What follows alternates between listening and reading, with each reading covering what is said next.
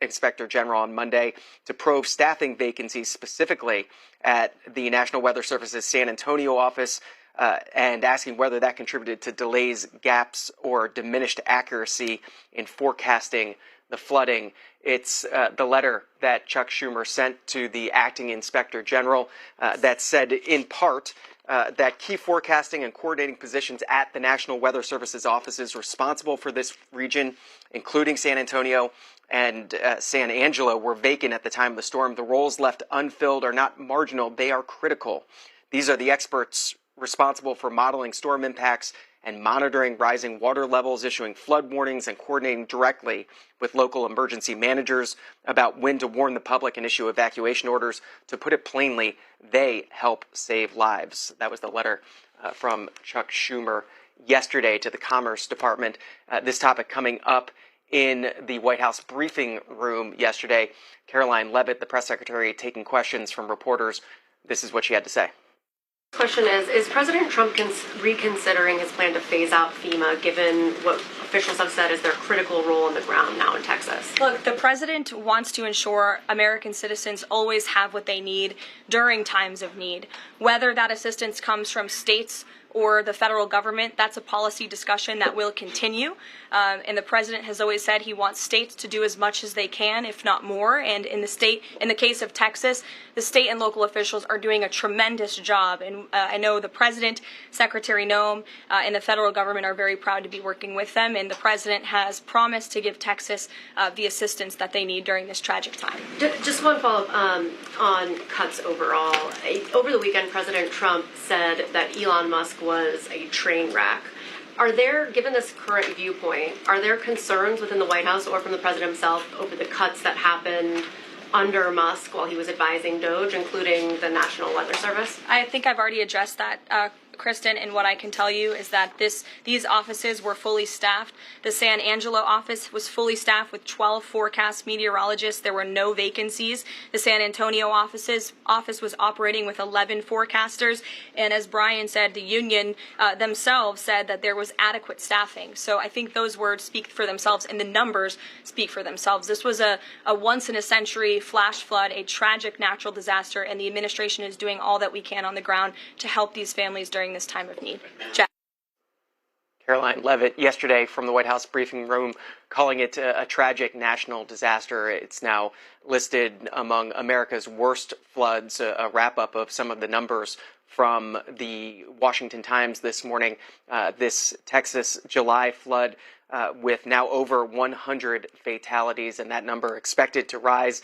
Hurricane Helene from 2024, the storm that left so many towns in North Carolina devastated with 108 deaths. Other storms listed as causing major flooding throughout the years. You can go back to Superstorm Sandy that struck in October of 2012, killing 147 people, 72 in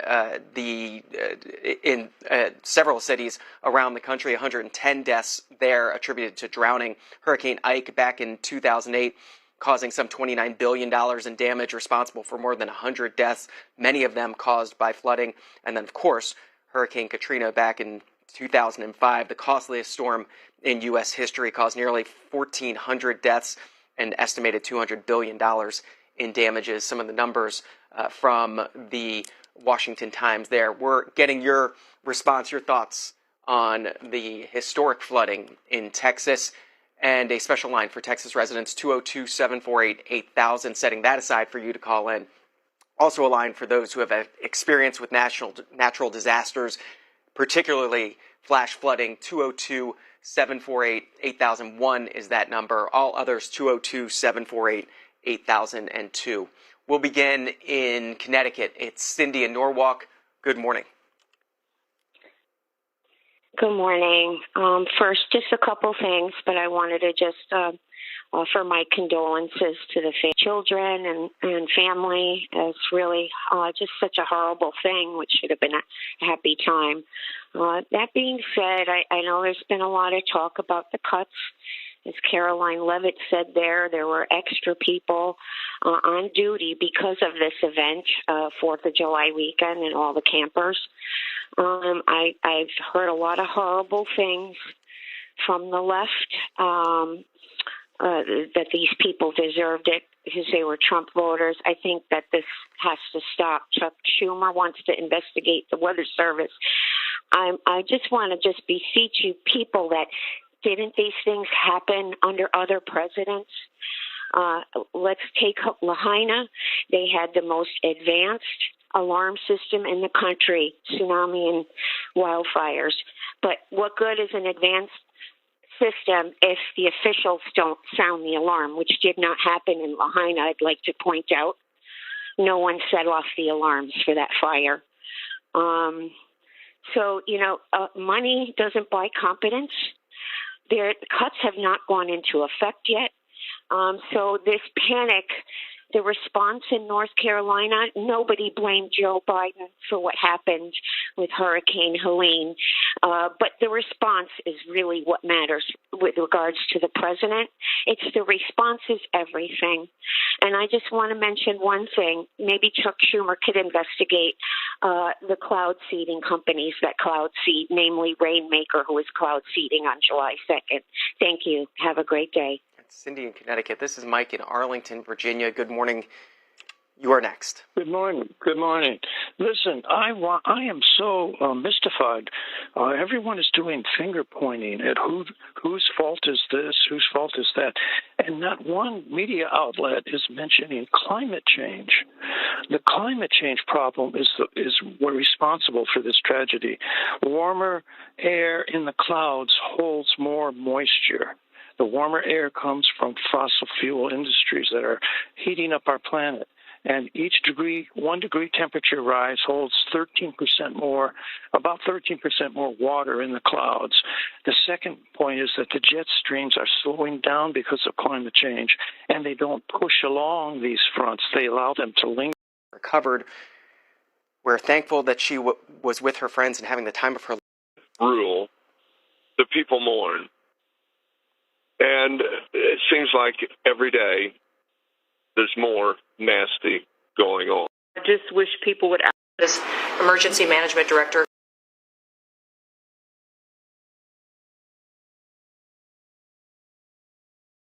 who is incredible. And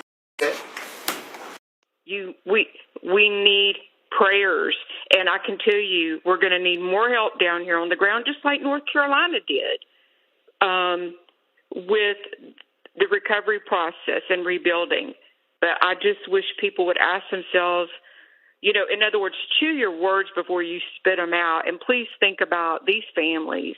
Thank you for letting me vent a little bit this morning. Lisa, how far are you from where the floods occurred? Well, I live on the coast of Texas, so, we've been through hurricanes, but I'm probably about 3 hours from Kerrville. But it's just the fact that I found out that, and even my boss, he's got some friends that are missing, and it's just terrible. Lisa, very sorry for your loss. This is Carl in Washington, Pennsylvania. Good morning. You're next. Good morning, sir. This is Donald Trump's Katrina. People need to remember that while little children were dying and drowning in this flood, the chief executive was playing golf all day. Then he turns around and blames Biden.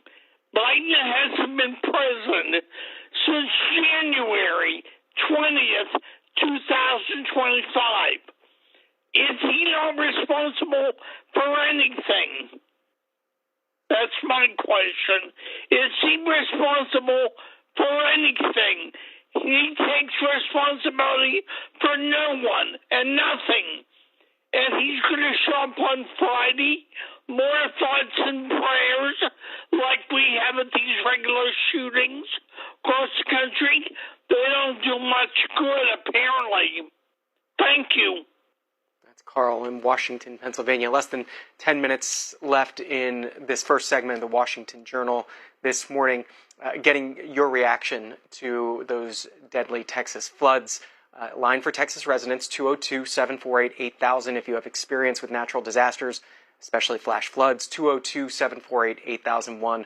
All others, 202-748-8002. This is the story from USA Today.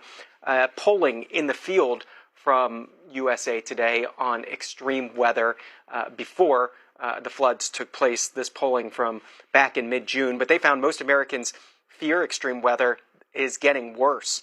It's a concern underscored by the rising death toll from the flash floods in central Texas as rescue workers today frantically search for survivors in the Texas Hill Country. A third of those who were surveyed in June said that sometimes or often they worry that they themselves will be the victim of a disaster like a hurricane, a tornado, or a flood.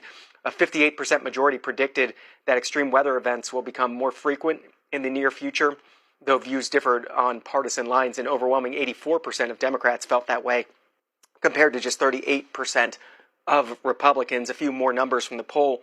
Americans said that they felt the dangerous impacts of weather in their own lives. 30% said they personally experienced extreme weather events in the previous. We are going to leave this here now and take you live to President Trump. He's holding a cabinet meeting at the White House this morning. Live coverage on C-SPAN.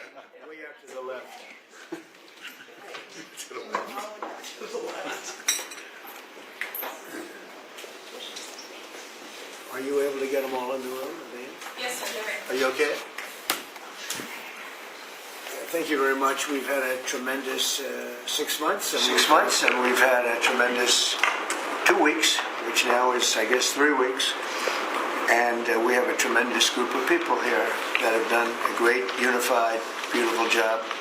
I want to, because of what she's gone through this last few days, done an incredible job. As you know, Christy, I'm going to ask you to say a few words about Texas. The first person there was the first person I saw on television was you, actually. And you've worked great with the governor. It's terrific. And you might want to tell a little bit about the trials and tribulations, but we appreciate the job that you and everybody have done. You had people there as fast as anybody's ever seen, so really appreciate it. We all do, and maybe you could say a few words. Sure. Well, thank you, Mr. President. I want to thank you for your leadership. Texas is strong, and the people of Texas are incredibly strong. They've gone through something that is absolutely horrific, and it is heartbreaking to watch these families suffer the way that they are. As soon as this flash flooding event happened, the governor has activated his emergency responders. Nim Kidd is his emergency management director, who is incredible, and has immediately worked with the local first responders to get help to individuals and get them evacuated, put requests into me. We deployed, sir, right away, as you know, because you and I were talking a lot during this time, the Coast Guard. We also had some assets out of Customs and Border Protection. Our BORTAC teams went in and helped with rescues and clearing debris so that we could get roads open and people get the help that they need. I think when I got there the most, sir, that day, as soon as I arrived on site, was getting a briefing from all the emergency responders, was just how unified they were in focusing on the fact that we're there to save lives. They were there to rescue people, find people who were still alive, and to reunify them with their family members.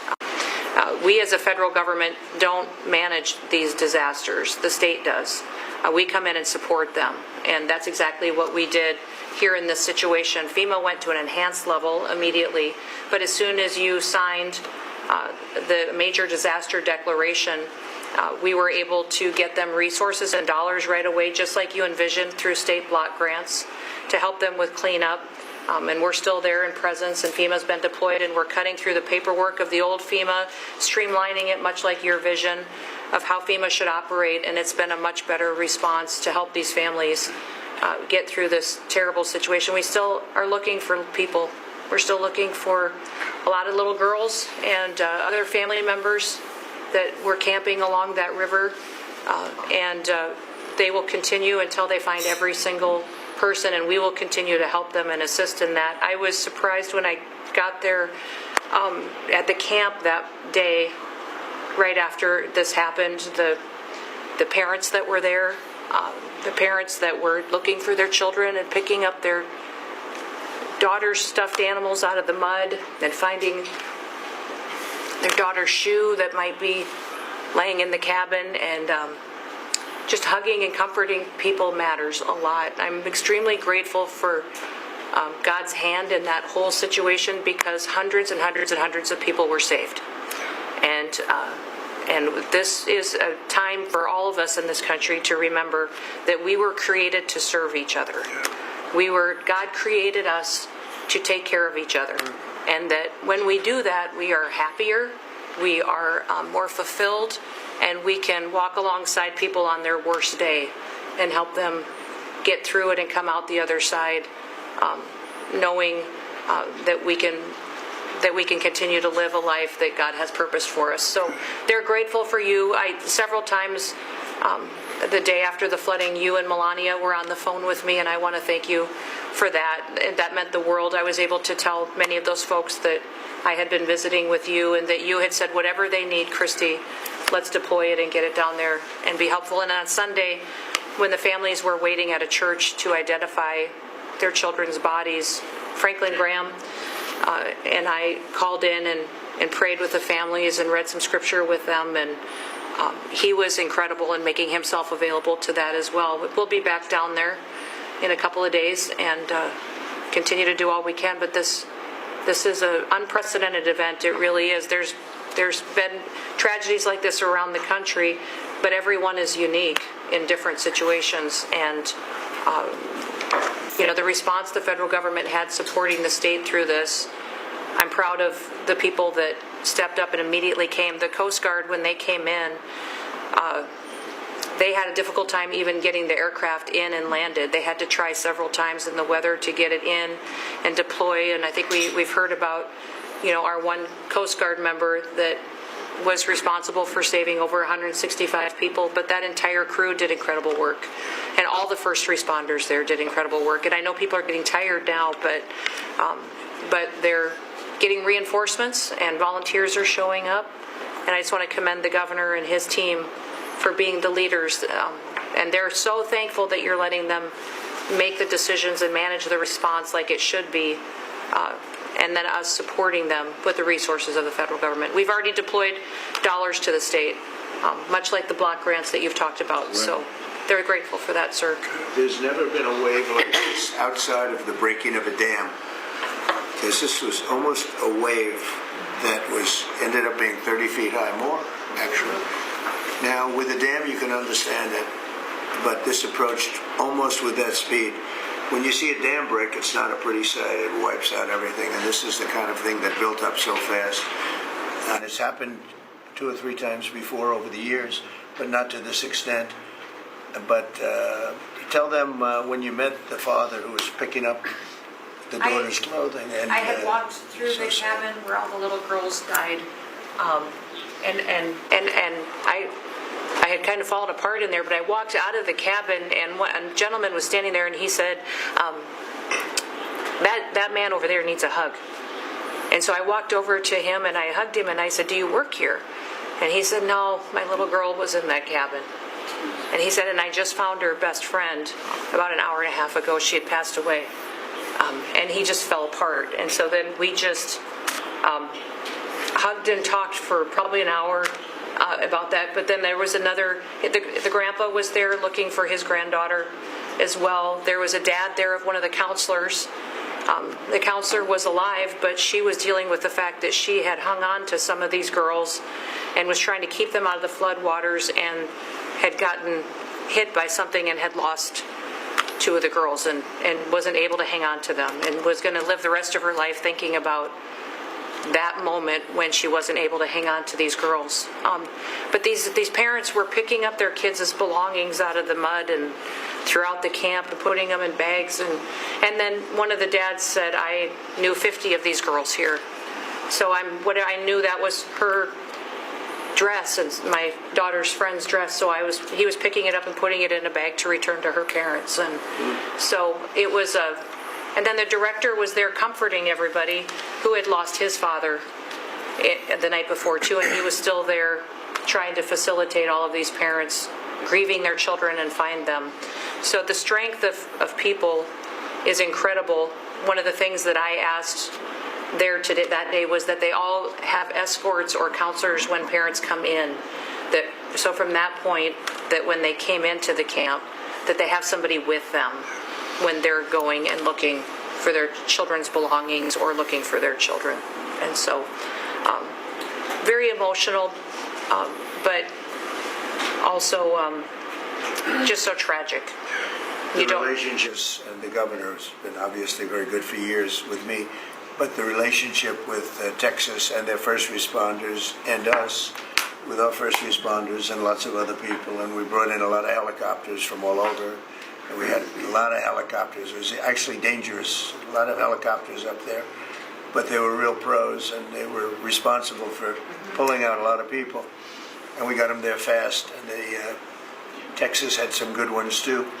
But the response has been incredible, and the fact that we got along so well, I don't know, I don't even think that's a political thing, but we got along so well, and it was so unified. I think a lot of lives have been saved. That could have been as bad as it was. You could have lost double or triple.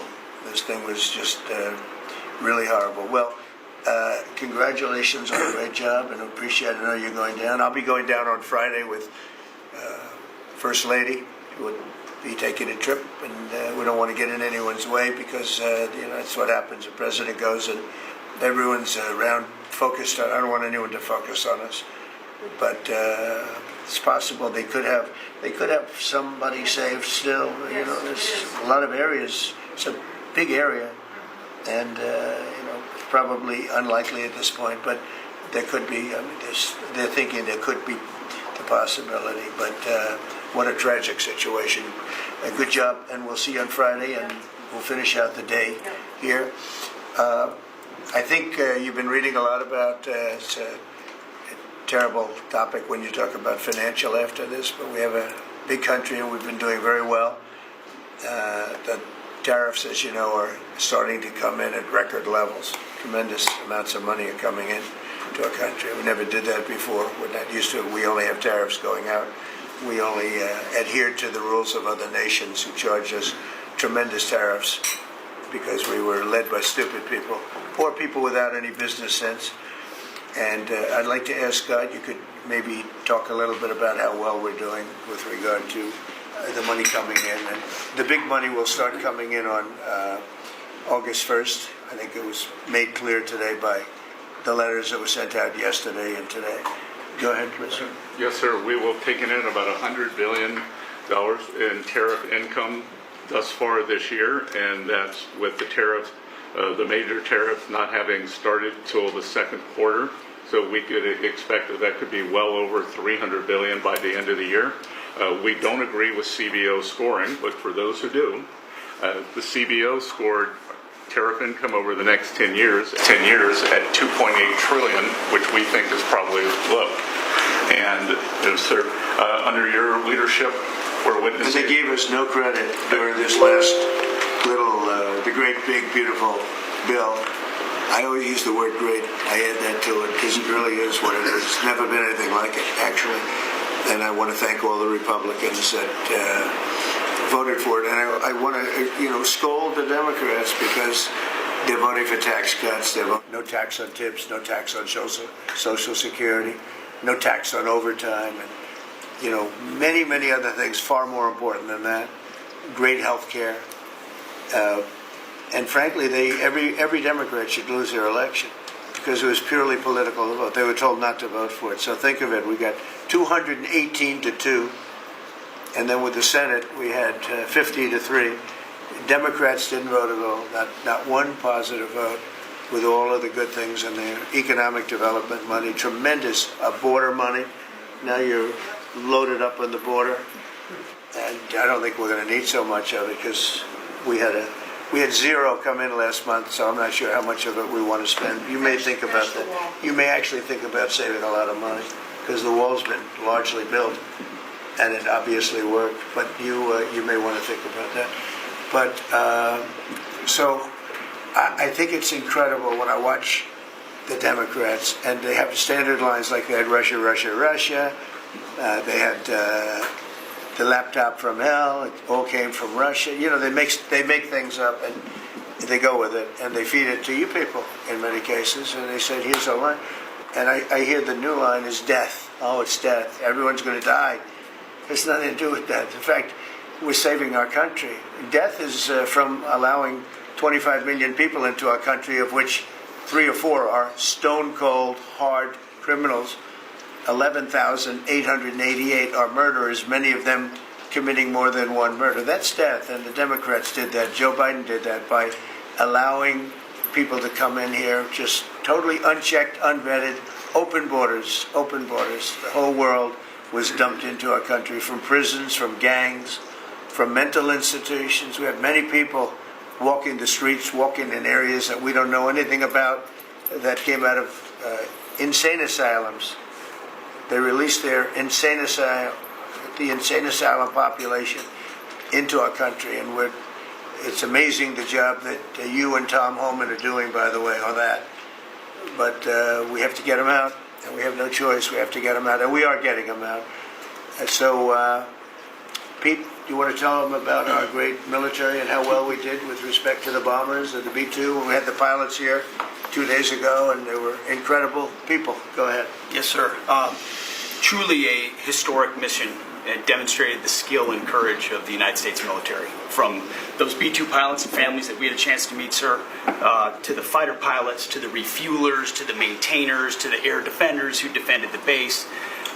What was demonstrated on the world stage was American military might and capability. And it wasn't just Fordo and Esfahan and Natanz that took notice in Iran. It was the rest of the world. That we have a decisive commander-in-chief willing to use these capabilities, which are the best in the world. As the president pointed out, no one else could have done what America did there on that night, and everyone took notice of that. With the One Big Beautiful Bill, sir, we've got $150 billion additional to invest in Golden Dome and all the other weapons systems and stockpiles and shipbuilding priorities of yours. Another month, another historic recruiting bump. It's not just the Army and the Marine Corps anymore. It's the Navy, the Air Force, and the Space Force, all historically ahead of where they've ever been. So historic spirit inside the military. We had a chance to be at NATO, Marco and I, and see how the world responds to us saying it's time for you to shoulder the burden and take the lead for your continent. That only happens with President Trump leading.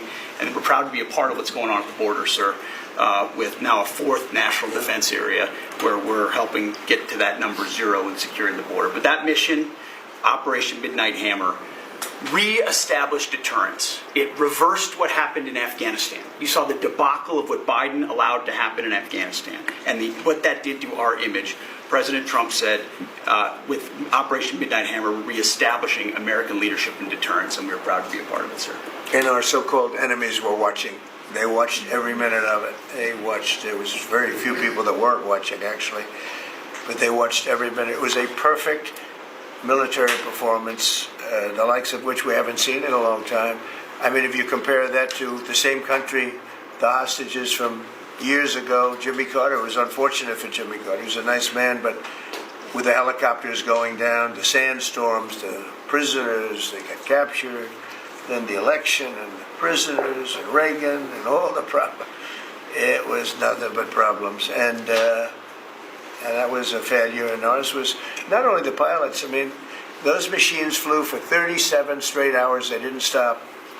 They went skedaddle. You know the word skedaddle? It means skedaddle. They dropped the bombs, and somebody said, skedaddle. Let's get the hell out of here. And every bomb hit its mark, and hit it incredibly. And as you know, the Atomic Energy Commission said it's gone. That place is gone. We had a lot of fake reporting, mostly from CNN, where the scammer writer, a writer for CNN, who should be fired, by the way, she was involved with the 51 fake intelligence agents, if you remember that. She did that story, created a story out of it. She created a story out of the laptop from hell, saying it came from Russia, but it actually came from Hunter Biden's bedroom, or worse. Just a scammer, and she's still at CNN, which is pretty amazing. But we'll ask you a question about her. But they came up with this concept that maybe the attack wasn't that good. Maybe it, and I saw it happen right after the attack. I saw this person on CNN. I actually watch. I like to watch the enemy. You learn from the enemy. And I watch because you have to know where they're coming from. And I watched her say, Anderson, you know, I'm hearing stories that maybe they didn't hit their target, maybe it wasn't that good a hit, and they were hearing stories. The next day it was a little more, and the next day a little more. After 3-4 days, she was saying, I don't know, I don't think it was that, except by that time everybody knew it was hit perfectly. The evidence is in the planes. The evidence the pilots are their best evidence. But they actually came out of their plane because they were here the other day and they said, it was so sad. We did such a good job. We flew into very dangerous airspace. I'll never forget, we were in the Situation Room and they said they have entered Iranian airspace, and everyone took a deep breath because they had more missiles pointed at them, but the equipment is so good, it's stealth, way up in the air, and it was stealth, and they went right through that. And they sort of, by the time they found out they were there, they were already gone. That was the word skedaddle, get the hell out of here. But they were right in the most dangerous airspace in the world, and they took those big, beautiful, very fast. They're unbelievable planes. I mean, they become really beautiful works of art. I always thought they sort of were cool, but now they look better than just cool, don't they, huh? But they dropped the loads, and literally they would hit. If you look at this table, from here to there, they had a half a refrigerator door is the way to best explain it. Take a refrigerator door, average size, cut it in half. That was their target. They hit every single one. Then we had 30 missiles, Tomahawk, shot from submarines 300 miles away. Every one of them hit their target. It was a perfect mission. Then they came back, almost 37 hours. Every plane worked perfectly. The mechanics were here too. I said, you got to get the mechanics here. We didn't have any problems. If you remember, they had a lot of problems with the helicopters, but they did fly through a dust storm, which they shouldn't have done. Sometimes you say, let's go back and try it on a nicer day. Dust and sand don't work well with helicopters if you know much about helicopters. But that was a horrible embarrassment to us. Then we had Afghanistan, which I think was the most embarrassing moment in the history of our country, and we would have gotten out. I was the one that got them down. I would have kept Bagram, the big air base, which right now is controlled by China, one among the most powerful runways in the world, thick with concrete and steel. Anything could land, and right now they were 1 hour away from where China makes its nuclear weapons. I was keeping it. Outside of that, we were leaving, and I would have been out faster than them, but we would have gotten out with strength and dignity. Instead, that was the most botched up mess I've ever seen. They left all that equipment behind, and every year they have a parade running down some third-rate street with the equipment. It's supposed to be Fifth Avenue. It doesn't work. But with all that equipment that they left, they should have taken every ounce of it. I was taking every ounce. I said every screw, every bolt, every nail you take out of there. And Millie said, I remember one time, sir, we're better off leaving the equipment. Why? Well, it's cheaper. I said, cheaper? You mean it's cheaper to leave a $150 million airplane rather than flying it into Pakistan or India or someplace, or just flying it straight home? It's cheaper. Yes, sir. That's when I knew he was an idiot. Didn't take long to figure that one out. But they left all that equipment, but they left their dignity behind. It was the most embarrassing moment, in my opinion, in the history of our country. Not that we got out. We should have not been there. But that we got out the way we got out, with great embarrassment and death. You had 13 young people. I've gotten to know their families very well, but you had hundreds of people killed that nobody talks about. You had the other side, many people were killed. Many people are walking around with no legs, no arms from that whole thing. They left from the wrong airport. They should have left from Bagram, because Bagram was a big base with hundreds of miles of fencing and territory around it. Nobody would be able to get near it. And they left. So, we've done a great job, and I think people are really starting to see it. They're starting to appreciate it. Pete's done fantastically. That mission was a work of art. And I have spoken to some of our perceived, I don't know if they're enemies, but they're perceived as being potential enemies.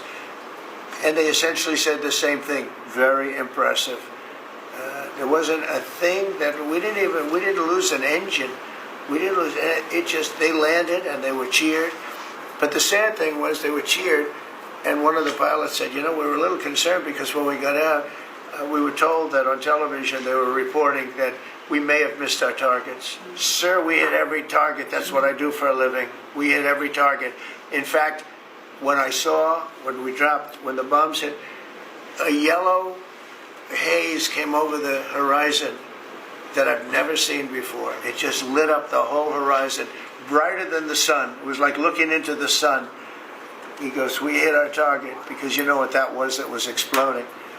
And but they were a little downbeat because they listened to that fake CNN reporting and the fake New York Times. They worked together to try and say that it wasn't perfect. They couldn't say what they missed. All they could say is, maybe it wasn't perfect. And you ought to fire that reporter immediately. You should fire her. Real fake. And so I just want to congratulate those pilots. And, you know, a lot of people don't like bringing things like that up. I do. I always like confronting, because otherwise the public doesn't know that you're a bunch of crooked people. But they know, they've learned, and the media has to straighten out their act. You know, the media is down to 17% approval. You got to do a little better than that. It's important for the country that you do better. I think they ought to make a lot of changes. I think changes are going to be made to the media, but it's hard to have a really successful country if you have a corrupt media, and we really have a corrupt media. And nobody really knows why. I mean, why would you want to have open borders and criminals pouring into our country? Why would you want to have men playing in women's sports, transgender for everyone? You know, you'll have to figure that out. But some of you don't. I mean, I'm looking at some people, they love the country, but I look at other people and they can't. But we're really proud of our military. It was, and the people that maybe don't like us or want to play games with us, because I think that had you not had the situation in Afghanistan, I don't think Putin would have gone in. I think when Putin looked at how stupid and incompetent that operation was, he said, wow, this might be a chance. And we're dealing with him now too. We're not happy with Putin. I'm not happy with Putin. I can tell you that much right now, because he's killing a lot of people. And a lot of them are his soldiers and their soldiers, mostly. And it's now up to 7,000 a week. And I'm not happy with Putin. Okay, any questions? Yes. Yes, sir. You just said that you're not happy with Vladimir Putin. Is there anything that you plan to do to act on that feeling of unhappiness? Well, I wouldn't be telling you. Don't we want to have a little surprise? You know, one of the things we did with the attack is that you asked that question. I didn't mean to be rude, but I'm rude because I'm looking at some of these crooked people up here, so I'm rude. But your question was asked very nicely. But one of the things we did is we went over every fact. We wanted to get every fact straight.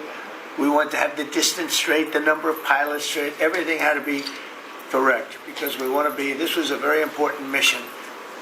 If we failed on this mission, it was beyond the war that, you know, obviously we had with Iran and Israel.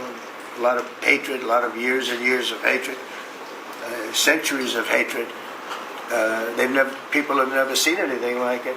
So we wanted to be correct with all our facts. So, you know, what I was doing is just asking. It would be great if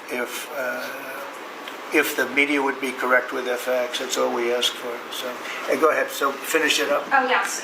Just returning back to Russia, if there's anything that you would signal about your displeasure with them. Well, I'm very unhappy with them. There's no reason for this. It's turned out to be tougher, but it's only tougher. And I will say the Ukrainians were brave, but we gave them the best equipment ever made. We gave them the anti-tank busters that knocked out tanks. I mean, you just aim them in the direction of the tank and the tank is gone. We gave them missiles, the latest and the greatest. They were able to shoot down a lot of things that would have normally wiped out. You know, probably would have been a very quick war. It would have been a war that lasted 3-4 days, but they had the benefit of unbelievable equipment. And Europe gave them to. We gave them far more, because Biden shouldn't have done that. He should have equalized. We should have given them the same, or we should have given actually less than Europe. It affects Europe much more than us, but we're in there for over $300 billion. Europe's in there for over $100 billion. But still, Europe gave a lot. And I will say this, the Ukrainians, whether you think it's unfair that we gave all that money or not, they were very brave, because somebody had to operate that stuff. And a lot of people I know wouldn't be operating it. They wouldn't have the courage to do it. So they fought very bravely. But we gave them the best equipment in the world. We make the best military equipment by far. There's nobody close. You look at other equipment from other countries, it's not even close. That's why everybody wants to buy our equipment. And that's why we're going to step up these contractors now that make it. And they're brilliant, but they make it too slowly.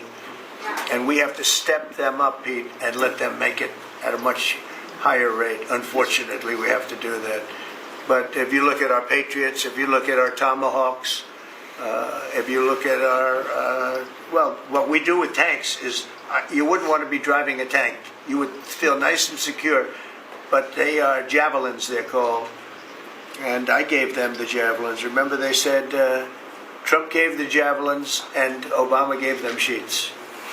Right? They called Obama at that time. Barack Hussein Obama, if you haven't heard, did a terrible job. But that was a war that should have never happened, and a lot of people are dying, and it should end. And I don't know, we get a lot of bullshit thrown at us by Putin. For you want to know the truth, he's very nice all the time, but it turns out to be meaningless.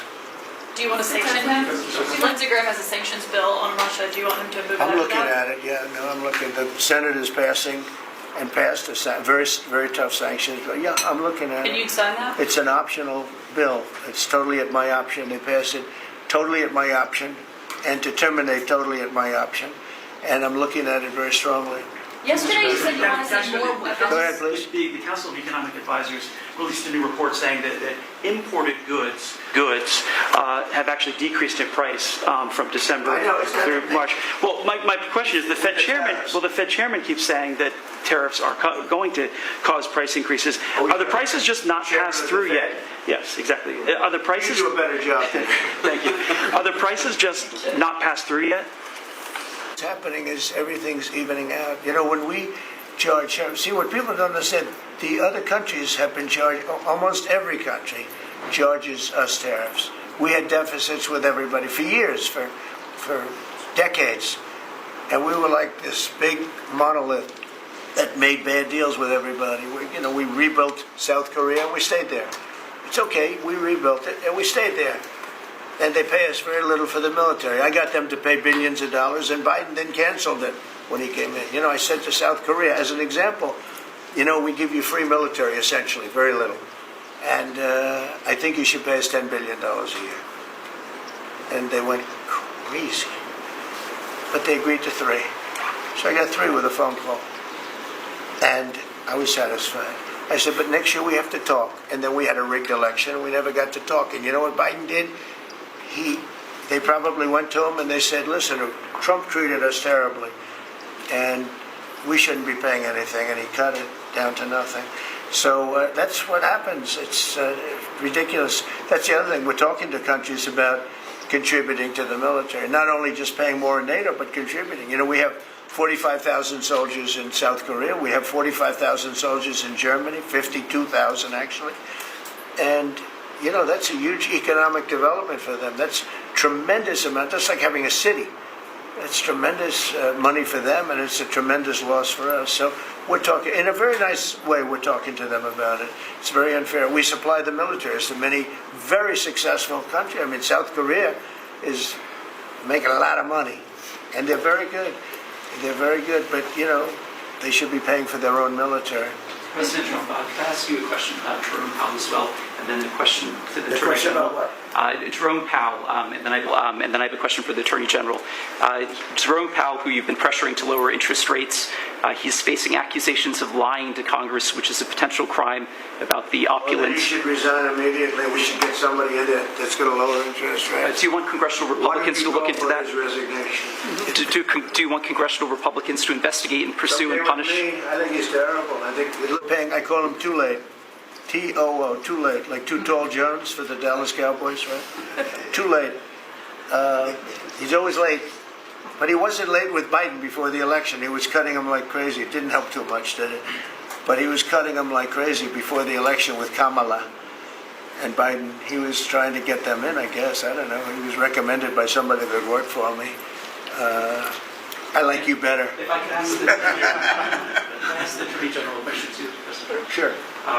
Your memo and release yesterday on Jeffrey Epstein, it left some lingering mysteries. One of the biggest ones is whether he ever worked for a American or foreign intelligence agency.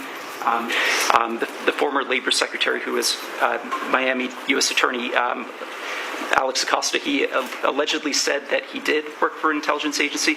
So could you resolve whether or not he did? And also, could you say why there was a minute missing from the jailhouse tape on the night of his death? Yeah, sure. Are you still talking about Jeffrey Epstein? This guy's been talked about for years. You're asking, we have Texas, we have this, we have all of the things. And are people still talking about this guy, this creep? That is unbelievable. Do you want to waste the time, and do you feel like answering? I don't mind answering. I mean, I can't believe you're asking a question on Epstein at a time like this, where we're having some of the greatest success and also tragedy with what happened in Texas. It just seems like a desecration, but you go ahead. Sure.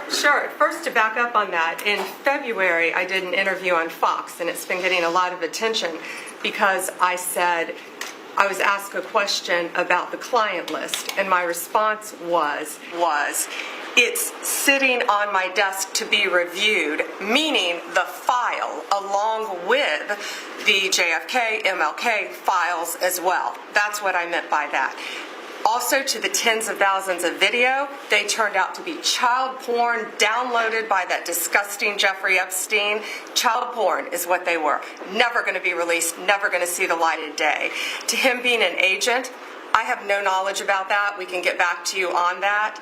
And the minute missing from the video, we released the video showing definitively the video was not conclusive, but the evidence prior to it was showing he committed suicide. And what was on that, there was a minute that was off the counter. And what we learned from Bureau of Prisons was every night, they redo that video. It's old, from like 1999. So every night the video is reset, and every night should have the same minute missing. So we're looking for that video to release that as well, showing that a minute is missing every night. And that's it on Epstein. Mr. President, on the tariffs first, you've said it is the deadline. What incentives do countries have to negotiate? It seems that deadline keeps moving. It was April 2nd, now it's... We didn't move, no. It's always been August 1st, that's when we're paying. A statement was put out today, and I put it out just to make it clear. It wasn't a change, it was August 1st. We don't change very much. You know, every time we put out a statement, they say he made a change. I didn't make a change. A clarification, maybe. No, August 1st they pay.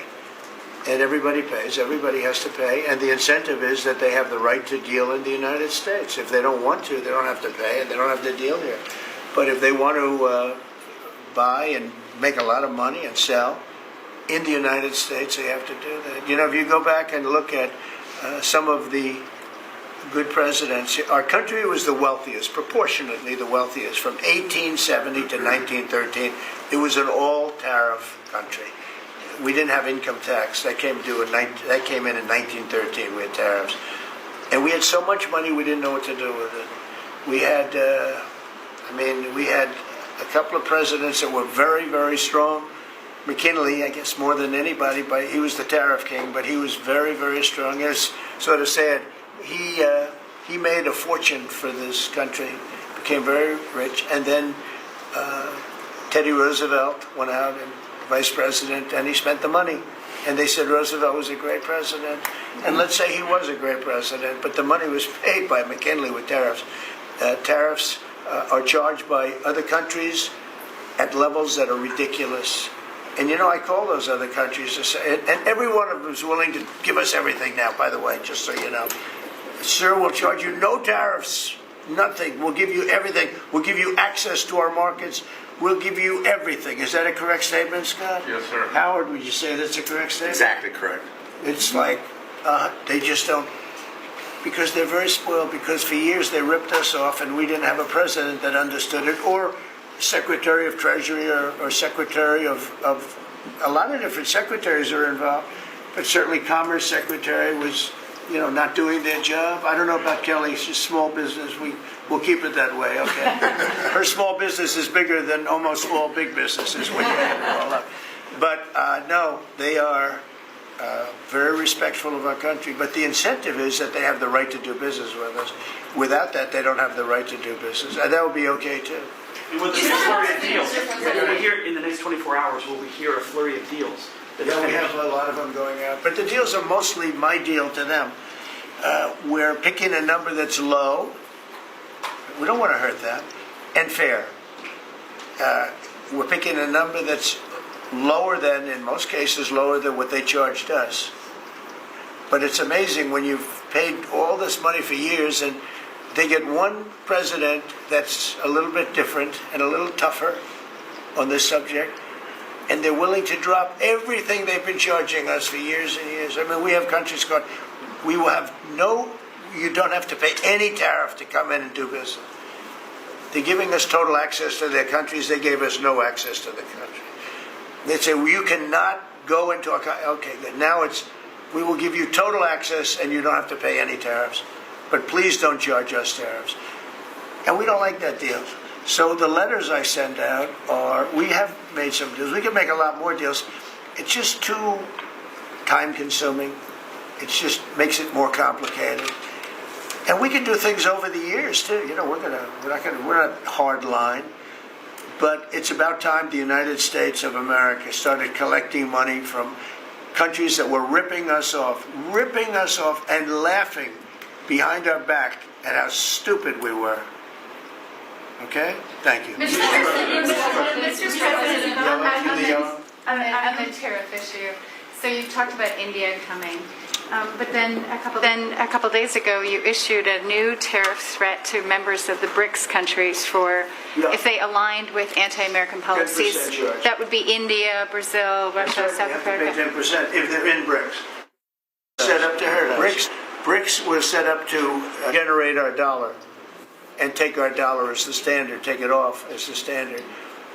And that's okay if they want to play that game, but I can play that game too. So anybody that's in BRICS is getting a 10% charge. Is that immediate, sir, or is yeah, that pretty soon. If they engage in some behavior? Well, if they're a member of BRICS, they're going to have to pay 10% tariff just for that one thing. And they won't be a member long. I thought BRICS was, I said this about a year ago, and it largely broke up.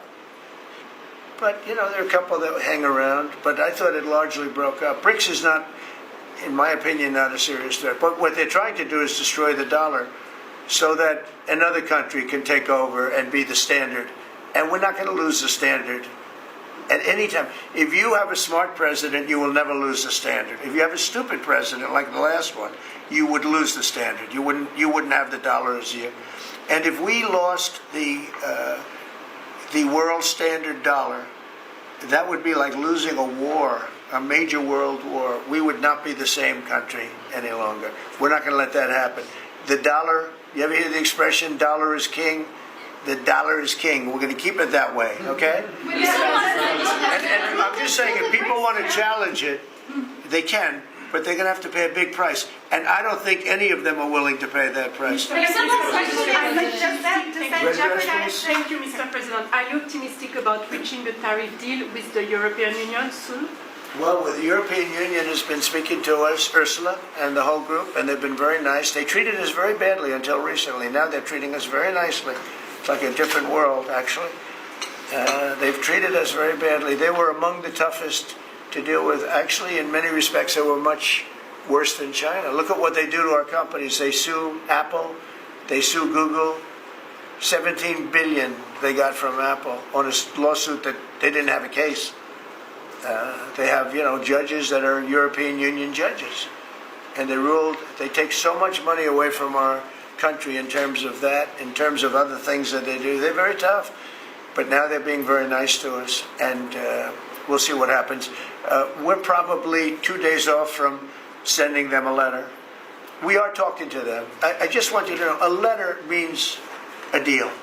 A lot of people said, we got 200 countries. We can't meet with 200 countries. We have a few trusted people that know what they're doing, that are doing a good job, but you can't do it. You have to do it in a more general way, but it's a very good way.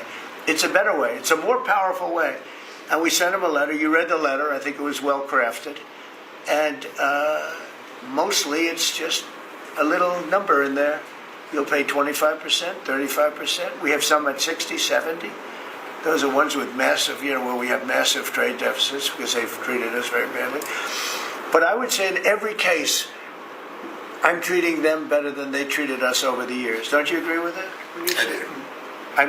I could have done much. I could have been much harsher. I don't want to do that.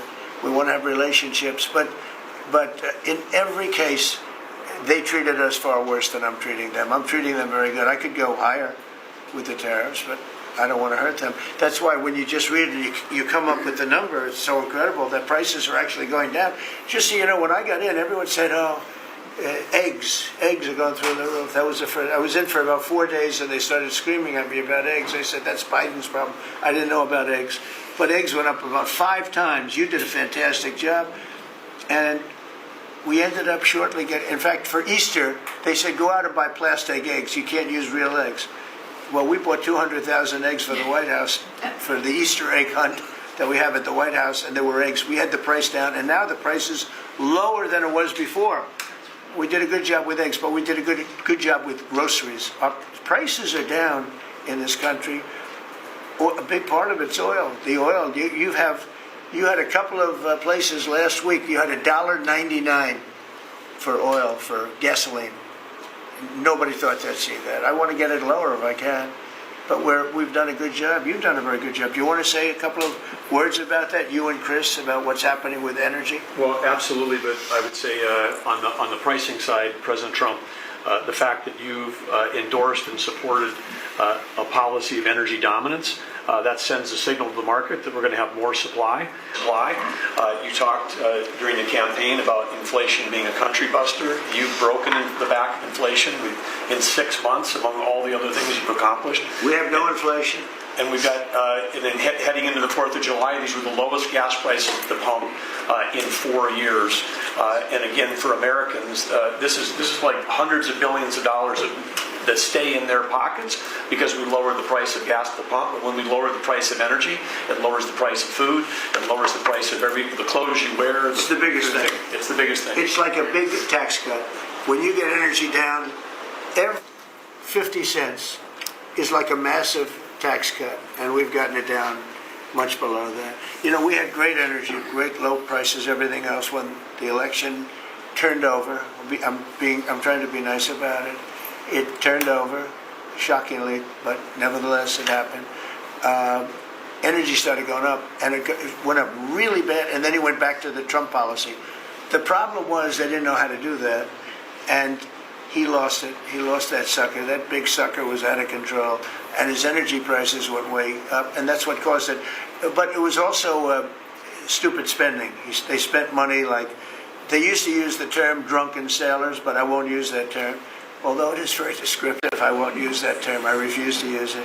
But they spent money at levels that nobody had ever seen before, and trillions and trillions of dollars wasted on the Green New Scam, greatest scam in the history of our country, other than maybe Russia, that might have been. But the Green New Scam was the single greatest scam in the history of our country, and continues to be, but it's weakened badly. It's hobbling along because people are finally getting it. But they spent trillions of dollars on the Green New Scam, getting nothing for it. Devised by a couple of young people that weren't even good college students, not even good students. Check out their marks.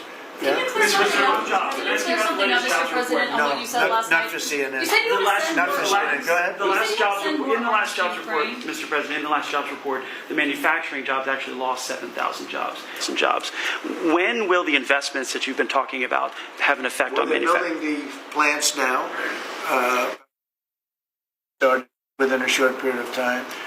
Lee Zeldin, who may be the most important man in this room, I'm sorry, but he's the one that gets the permits, whereas he's the one that has to get the permits for the plants and the factories, and permits that used to take 5 years, he's getting in record-setting times.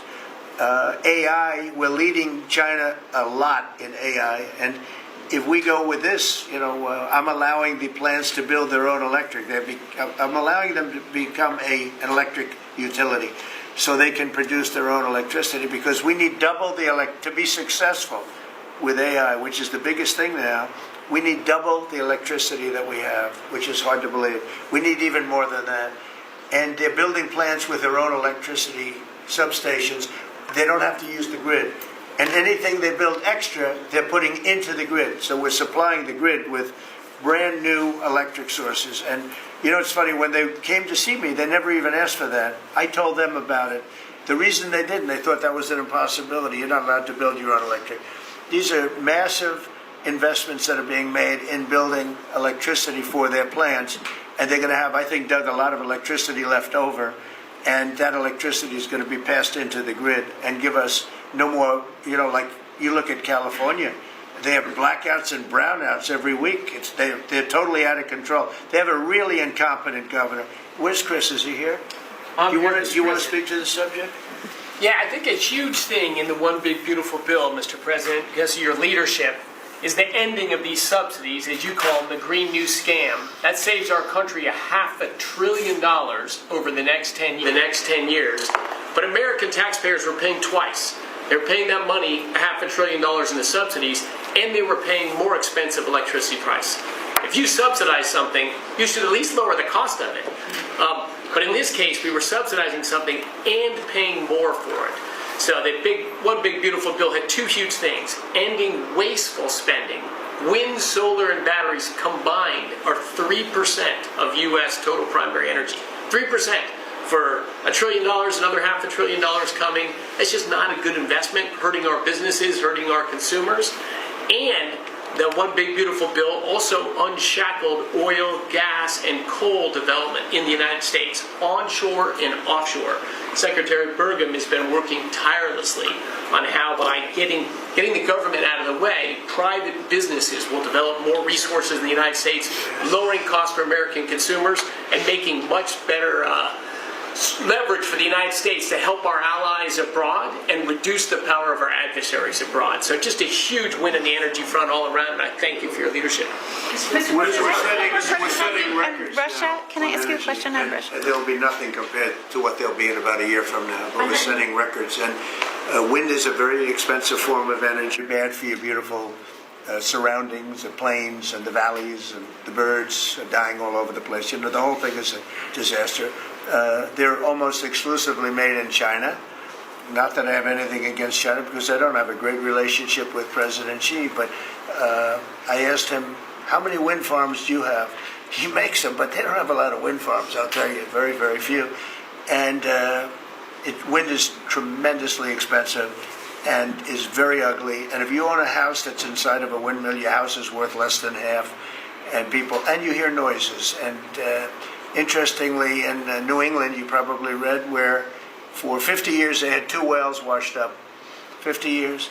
And last summer, they had 14 washed up. Now, I'm not saying that's the wind farm that was built, but maybe it is, right? Probably is. It's tremendously expensive, and it can only be done with subsidy. You know, I know a man that's in that business, and one of the biggest in the world actually runs a company that builds these stupid windmills. And he said, I hate the business because it's the only energy where you need subsidy. He said, energy shouldn't need, and very ugly too. You know, probably better than a windmill, but you go around and you see all these things that are 3 miles long by 3 miles wide, and you say, what the hell is that? And it's a lot of plastic from China. It's plastic, black plastic from China. Now, we want to be smart. We're going with, look, China right now is building 58 coal-fired plants, 58 big ones. They have 62 on the books to build. We've reintroduced clean, beautiful coal, because you know you can do a lot with coal now. Clean, beautiful coal, and natural gas, and all of the other things that we have. But we don't want wind, and we don't want solar, because they're a blight on our country. They hurt our country very badly, and smart countries don't use it. Solar sounds good, I will say, and I like, on occasion, you'll see a roof which is made of solar brick, but it's a smaller use. We need the kind of thing that's going to fire up our plants, and it's not going to be wind, you know, that is very intermittent, as you probably know. But they've spent a fortune. They've spent trillions of dollars on this stuff. And I'll just give you one other story. A friend of mine is a very successful guy. He went back to see his mother in Minnesota. Hadn't seen her in a long time. And he wasn't back for 10 years, which isn't a nice story. I mean, you don't see your mother for 10 years. She's got some difficulties, which I know the guy, he does have some difficulties. He's very successful, but probably not the nicest person. It was actually longer than 10 years, but he went back and he told me he wanted to go and look at the valley. There's a valley in Minnesota that he thought was so beautiful. And I hadn't seen it in a long time. He's driving along the road. He said, oh my, I'll use the word gosh, oh my gosh. He said, oh, he said it looked like a junkyard. You had 159 windmills. They were all over the place. Some were old, some were newer, different companies, different shapes, different sizes, different colors. Many of them were terminated. Terminated meaning closed. You can't take them down because the environmentalists don't let you bury the blades because they're made out of a fiber they say is bad for the earth. So they want you to put them up, but they don't let you take them down. But many of them were turned off.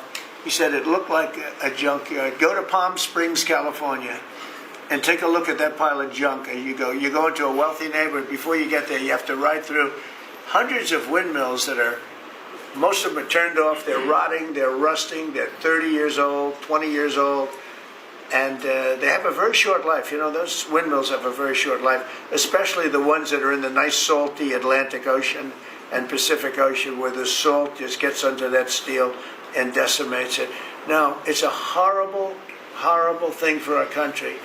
And I speak out. It would be nice to say wind, because it sounds so good, doesn't it, Doug? Wind. But it's not. It's these ugly machines, and they're all made, you got to see, some are a little taller, a little shorter. They're made by different companies. They have different stocks. They have different blades. They have different everything.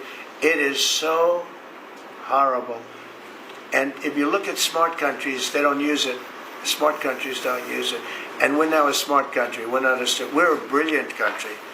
We're not smart. We're brilliant now. We're going to be a brilliant country. We have to be, because we have to catch up for some really stupid people that did a bad job. Yes, Brian? Yes, Mr. President, I've got a quick comments and feedback as a native Texan, someone that I grew up bringing my kids to a camp very near the affected camp now. Thank you on behalf of Texas. I've gotten hundreds of messages that want to thank. So if you're in the cabinet room, you can tell the president and his team on behalf of Texans, thank you so much for the quick response and the loving and the hugs. I saw that you gave. Two quick questions. I saw a Palestinian senator.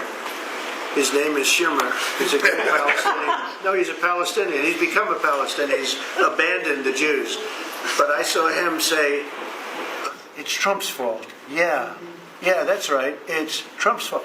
He was actually, do you ever see John Lovett's The Liar? Where he goes, yeah, I went to Harvard. That's right. This was Schumer. He goes, yeah, it's Trump's fault. That's right, it's Trump. I actually saw that stupid guy try and blame it on me. And I said, man, that's a tough one to take. But his career is limited because I hear AOC is going to beat him. And she's no bargain either, by the way. Go ahead. Well, I'm just saying that's an example of an America First team effort to get this country back. So that's what America First looks like for the viewers watching us at home. But two questions. Looks like we have a rogue judge, an Obama-backed rogue judge that is attempting to block the funding to Planned Parenthood, which the big, beautiful bill cuts off the funding to Planned Parenthood. Any plans to challenge that? Good. Absolutely. Yes. I figured you'd say. We're on it. And I texted, I believe, I talked to yesterday Lutnick and Secretary Besson. I reached out to you to let you know that we were on it in the big, beautiful bill. Wonderful. And then I let her handle that question. You notice? I said, go ahead, handle that question. Toss it to her. Then my second question was Secretary Rollins. You did an amazing press conference today in front of the Department of Agriculture. You talked about the Farm Act and the need to get China out of our country, owning farmland. For the viewers at home that might have missed that, can you recap what that means to national security to make sure we can grow our own food? Well, thank you, Brian. Sir, if you don't mind. Yes, this morning Secretary Hegseth, Secretary Noem, and Attorney General Bondi and I had a press conference at the USDA. I just happened to have a chart in case it came up, but obviously the Chinese owning of farmland in our country is a massive national security issue. And for the media, you can see the yellow is where all of the farms have been purchased over the last number of years. and the red is around all of the military bases where that farmland has been purchased. So this is a massive national security issue. The press conference this morning included 3 of our greatest governors as well, Sarah Sanders from Arkansas, Jim Pillen from Nebraska, and Bill Lee from Tennessee. The states have begun taking a leadership role to ban the purchasing of China farmland. Obviously, Congress needs to step up and catch up, and we're going to be working alongside of them as well. We have some of our members, great members of Congress there, but it is time, and I think that this morning was symbolic of many things. The first of this administration working every day to effectuate President Trump's leadership and unequivocal support of America first. But second, just how close we are as a cabinet. I don't know in any other administration that you'd have 4 cabinet members at the USDA on a Tuesday morning when it's about 110 degrees outside with the sun beating down on us talking about your vision. So I think it was a great day. It was just the start. There was an executive order coming and some other things coming behind that. But protecting America's farms isn't just about protecting our farmers. It's also about national security. So that's what we discussed this morning. I do want to say that I think I've had a really good relationship with China lately, and we're getting along with them very well. They've been very fair on our trade deal, honestly, and I hope we're going to have a great relationship. It's a big, strong, powerful country. We're more powerful than they are. We have much better military equipment than they do, but we are getting along with them very well. I'm getting along with President Xi very well. We speak often.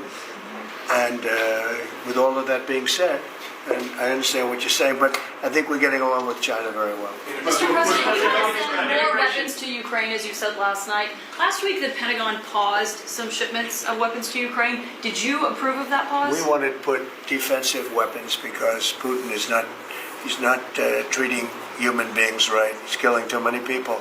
So we're sending some defensive weapons to Ukraine, and I've approved that. So who ordered the pause last week? I don't know. Why don't you tell me? I think that's a question for the Go panel. ahead. Mr. President, on immigration, the Secretary of the Agriculture did say this morning that undocumented workers would not be covered by any amnesty who are working on farms. You had said maybe that the ISA folks won't go after those folks on farms. So which is it? There's no amnesty. What we're doing is we're getting rid of criminals, but we are doing a work program. Do you want to explain that, please? Yeah, this morning we talked about, of course, this was a top-of-mind question. This morning we talked about protecting the farmers and the farmland, but obviously this president's vision of no amnesty, mass deportation continues, but in a strategic way, and then ensuring that our farmers have the labor that they need. Secretary Chavez-Durimer has been a leader on this. Obviously, this comes out of the Labor Department, but moving toward automation, ensuring that our farmers have that workforce, and moving toward an American workforce. So all of the We've above. got to give the farmers the people they need, but we're not talking amnesty. Laura, do you want to say something? Yeah, thank you, Mr. President. Thank you, Secretary Rollins. How important this is never to displace the American worker. What the Department of Labor is doing is focusing on what the law entails now, being more modernized, more streamlining, to work through the H programs. We're going to have a concierge approach to that, where we have developed a new office to answer the need of our farmers and ranchers and producers, and not to displace the American worker and follow within the law now. And that does not include an amnesty program at all. And we've seen that working, and we'll continue to have that roll out. On the other topics that we've somewhat talked about, the jobs numbers, Mr. President, 4 months in a row we've seen those jobs numbers increase. That's an exciting time for our manufacturers. That was asked earlier. We know it's going to take some time, but through that deregulation process that Lee and I are working on as well, the Department of Labor has rolled out 63 new deregulations that we're going to be moving through. In the first Trump administration, it was successful with over 30. We've just rolled out 63 new ones in order to double down on those manufacturing companies, to let them know that we have signaled through this process that we will assist them in getting the workforce that they need. It's an exciting time. That one big beautiful bill, that was the signal to my former colleagues in Congress to get this done. It's been an important time. I spent time on the ground visiting 7 states in 9 days prior to that bill being passed, because it was the most pro-worker piece of legislation that we will ever see really in this country right now. No tax on tips. no tax on overtime, no tax on Social Security. That matters to the American worker because we don't want to take their money and give it back. We want them to keep more of their hard-earned dollars in their pockets currently, and that's what they're excited about. And as I move forward with this tariff talks, I heard a company, orthopedic company in Indiana, say to me, for the first time since you have taken office, Mr. President, their increase in their bottom line by 8% since these tariff talks have happened.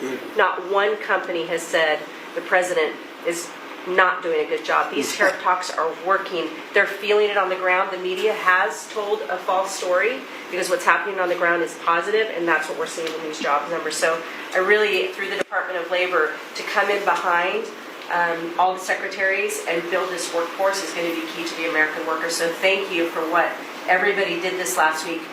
The One Big Beautiful Bill is a doubling down of this, and we're going to see these workers start to grow. And that apprenticeship program is going to be working. That's we'll right. have that million apprentices across the country. We, as you know, we're building plants all over the country now, which you weren't building any plants 4 years ago. You weren't building anything.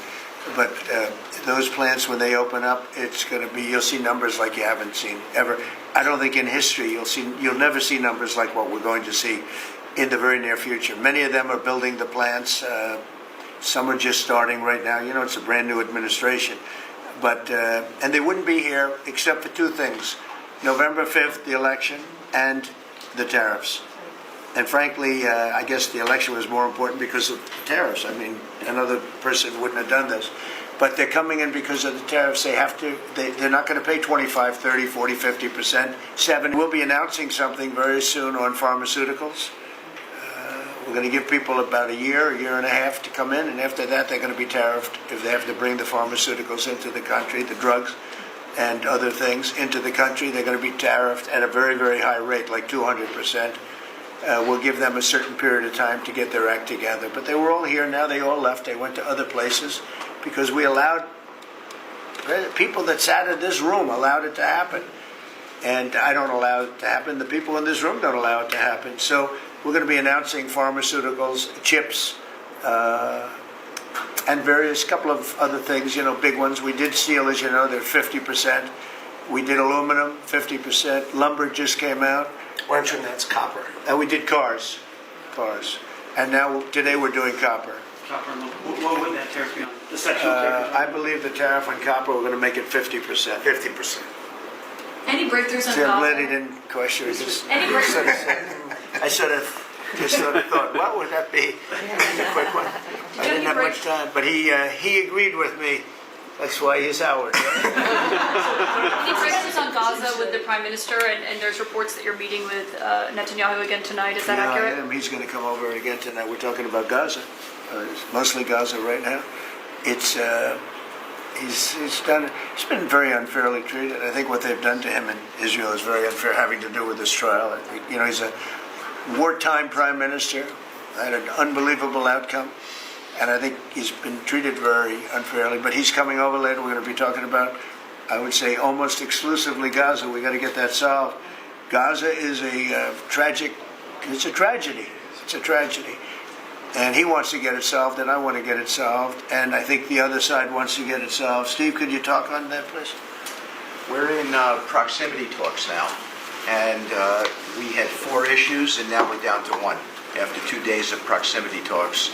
So we are hopeful that by the end of this week, we will have an agreement that will bring us into a 60-day ceasefire. 10 live hostages will be released. 9 deceased will be released. We're meeting at the president's direction with all the hostage families to let them know. And we think that this will lead to a lasting peace in Gaza. And you're doing a good job. It's a tough one. A lot of hate. You know, it's called long-term hate. But we think we're going to have it solved pretty soon, hopefully with a real solution, a solution that's going to be holding up.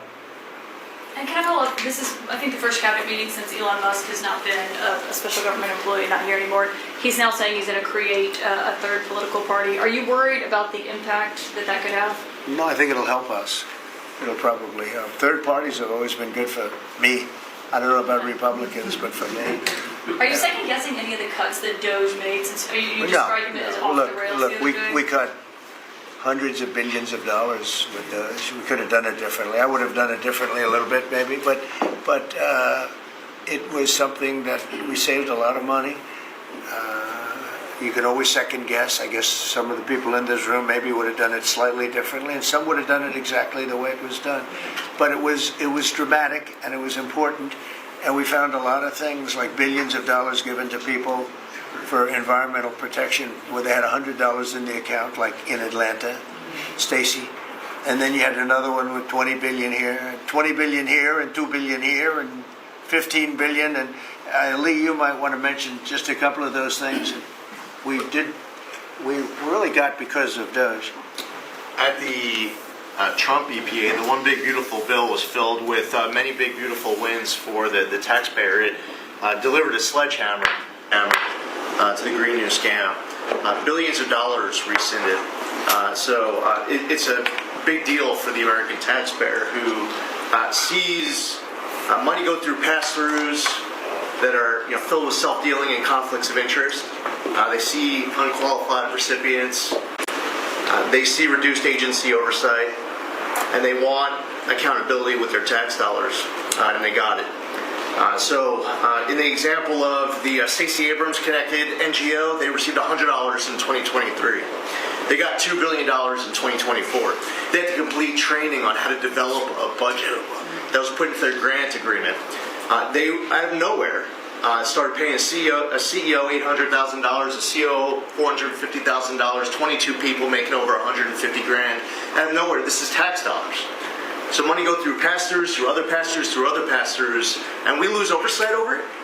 And you see that it's going to former Biden officials, it's going to former Obama officials, it's going to Democratic donors. And we're not here saying we want to take money from a left-wing NGO and give it to a right-wing NGO. We want to give it back to the taxpayer. This is about us being good stewards of American tax dollars without any apology or regret. That's why President Trump was elected last November. Because there are a whole lot of people who maybe they hadn't voted Republican in a long time. Maybe they didn't even vote for President Trump the first time around in 2016, but they're regretting that vote from 2016 and they were making it right in 2024. So the one big beautiful bill gave us the tools to rescind billions of dollars more. We're seeing hundreds of thousands of dollars that'll get wasted per electric vehicle as an example of this money that was going through it. They gave $50 million to a group called Climate Justice Alliance. They say that climate justice runs through a free Palestine. The Biden EPA gave $50 million to a group that says that climate justice runs through a free Palestine. We say that if you're going to spend $1 in the name of remediating an environmental issue, then spend $1 on remediating an environmental issue. We say that we can protect the environment and grow the economy. We want to help grow more baseload power in this country. So why is it that it took this long for this team to get assembled, to be able to fix the mess that we inherited? But gosh, we love showing up at our jobs every single day, first thing in the morning, because all day long we get things done for the American taxpayer. And Congress did its part last week by passing one big beautiful bill to deliver this accountability and to cut off the Green New scam. So maybe it's a bad day for Stacey Abrams. Maybe it's a bad day for all those well-connected Democrats getting paid off. But you know what? God bless America. Because at the end of the day, President Trump is here, J.D. Vance is here, and the greatest cabinet ever assembled to deliver that much-needed and highly demanded accountability. Mr. President, on Ukraine. That was a very good.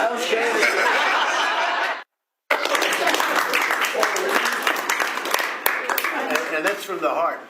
That's from the heart. On Ukraine, the Ukrainians have asked the International Court to go after Russia for using toxic chemicals in the fight. Germany and Germany and the Netherlands have had intelligence saying that.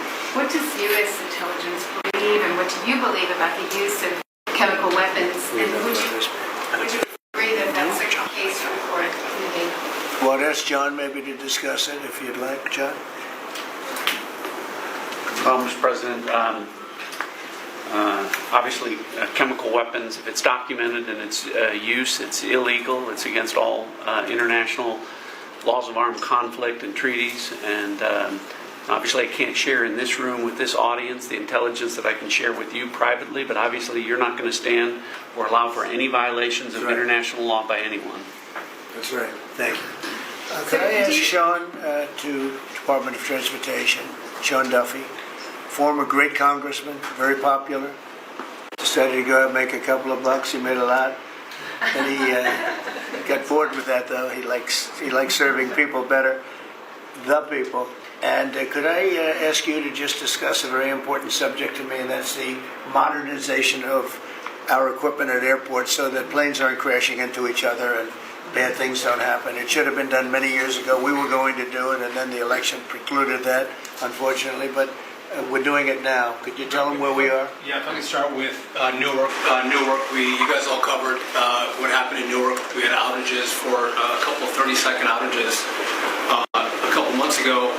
We have, in 2 months, Mr. President, it's historic speed, laid new fiber lines for communication and tested those in the next month. So those new lines for the Philly Tracon that controls the Newark airspace, they're up and running. Lightning fast speed. June was the most on-time June ever in the history of Newark for air travel. So that's going incredibly well. By the way, we shouldn't have dealt with this because Joe Biden and Pete Buttigieg had moved the center from New York to Philadelphia. They didn't test the lines. They didn't do the work, which is what brought us all these problems. But in the big, beautiful bill, we got $12.5 billion. This is a historic investment in air traffic control. And so what the money is going to allow us to do is move from copper to fiber all over the country. So new copper lines. We think we can do that in a year and a half to 2 years. We have radar that dates back to the 1950s, some of it from the 60s and 70s. We get brand new radar across the country as well. We have some infrastructure money to build TRACONs and centers, the en route centers that control the traffic across the country. So this is a massive new start to rebuild air traffic control. And again, this is dilapidated. Americans think that their government takes care of them and makes the investments that are necessary to make the country work. And for 30, 40 years, the investments were made. And so under your leadership and direction, we are making those investments. And per your direction, right now we are interviewing what we could call a general contractor or an integrator. One company to manage. It's a massive project. The FAA is not qualified to manage this kind of a project. So we are now going through the process of finding who that one company will be to manage the whole project. We'll interview those companies together and make that selection. So we'll write one big, beautiful check to one beautiful company that'll be responsible for this whole build. But if I just make one last point, this is not enough money. We're going to need more. But this is a massive new start. The biggest investment. We'll need some more money on top of it, but a great start from the big, beautiful. It's a starter. It's very important to us. And just to cover that, there have been accidents, and my pilots, I would often hear them say, "Oh, good," and they would use a different system, a different country to land in New York. They'd use the radar and other things from a different country. I said, "What's that?" He says, "Oh, our system is so bad." And I knew that. We were all set to start. And Buttigieg came in, and what they did was so crazy because they hooked in copper into fiber, into steel, they had all different systems. They had hundreds and hundreds of contractors, different contractors for different airports. They spent billions of dollars, and they made the system worse because you can't hook copper into fiber. It doesn't work that way. You just can't do it. It's not doable, but they tried to do it. Didn't work out too well. And in the end, it was just a complete disaster. We want to have one great company. Now, Raytheon's going to bid, IBM's going to bid. We have 5 or 6 bidders that really are good and do this stuff. And we want one, because I know about overruns. I look at the railroad out in California, headed up by one of the worst governors in our country, who I used to get along with, actually, but he's just, when you lose 25,000 houses and you would have had your cities burned down. If we didn't step in, Los Angeles would have been burned to the ground. But you look at that, and I said, I really know how to build, and you got to have one guy, one contractor, one great one, whether it's IBM or Raytheon is good, but you have 4 or 5 that are really, really great, and they're all bidding against each other. but you don't want to have one doing the wire and one doing the digging and one doing the demolition and then they're all saying they all blame each other because they're saying they were late and therefore you have to pay me millions of dollars more money. I know the system so well, and we're going to have a great company do the whole thing. We're going to get a fantastic price. Maybe we'll get them. They're very big and very strong, and maybe we'll get them to make a contribution toward getting it done at the right price. But we're going to have a great system. When we finish, we will have the best system on earth, done by one of the 2 or 3 best companies. There are only a few companies can do this. This is not. But if you would have seen what this other group did, they were going crazy. They had, I heard 3,000 contractors. And then when it all came together, guess what? It didn't work. It's a disaster. So we're going to have in a pretty short period of time, it'll take us about 2 years to build it, and we'll have a contract given out probably over the next couple of months. We have some great bidders, some great companies that want to do the job. You're going to have great air traffic control. Just to make one last point on this. So the last administration signed a contract with an American company to fix the copper to fiber, and that contract was a 15-year contract. The system is failing today, but that's how idiotic and incompetent the last administration was. And under your leadership, we're saying, listen, we don't have time. We don't have 15 years. We don't have 5 years. We have to do it right now. And so the president always talks about on time and on budget. We have embraced that. We are going to be on time and on budget. And by the way, you mentioned a train out in California. Stay tuned for probably give us 5 days and you'll have an answer on what's going to happen with the $4 billion that we potentially have invested on a train that's going to go nowhere. It's going to be $120 billion that'll never connect San Francisco to LA. Again, the last administration wasted so much money on projects that never work. If you're going to have high-speed rail, you're going to invest billions. We should actually have high-speed rail in America, not boondoggles that fund political friends and allies. And they had from San Francisco, inside of San Francisco to Los Angeles. Should have never been built because airplanes do it better. And you could drive it. You could drive it. No problem with driving it. The roads aren't even crowded. So they were going to do this. Somebody's idea. Somebody got paid off a lot of money, and they started it. It was going to cost a very small amount of money, and it ended up costing literally hundreds of times what the original. And now what they did is they said, well, going into the city is too big a deal, so we'll leave it 25 miles short of the city. So now they're leaving it. They're not going to finish it, really. It's not the same project. So now they're leaving it outside of San Francisco and outside, short of each. They just want to get it done, and I've never seen cost overruns. You know, if you have a cost overrun of 10%, you should be ashamed of yourself. 20%, you should not do any more jobs. This is a cost overrun of 2,000%, something like that. It's unlimited, and it's not finished. And maybe it will never get finished. And I told Sean, look at it from every standpoint, but we don't want to, we have federal money going into that, and it's like throwing it out the window. So whatever you can do to stop it. $15 billion and not one track has been laid. $15 billion and we're 16 years into the project, not one track. Mr. President, on New York, you're the most prominent Republican in the country from the city. What do you want to... Anywhere else?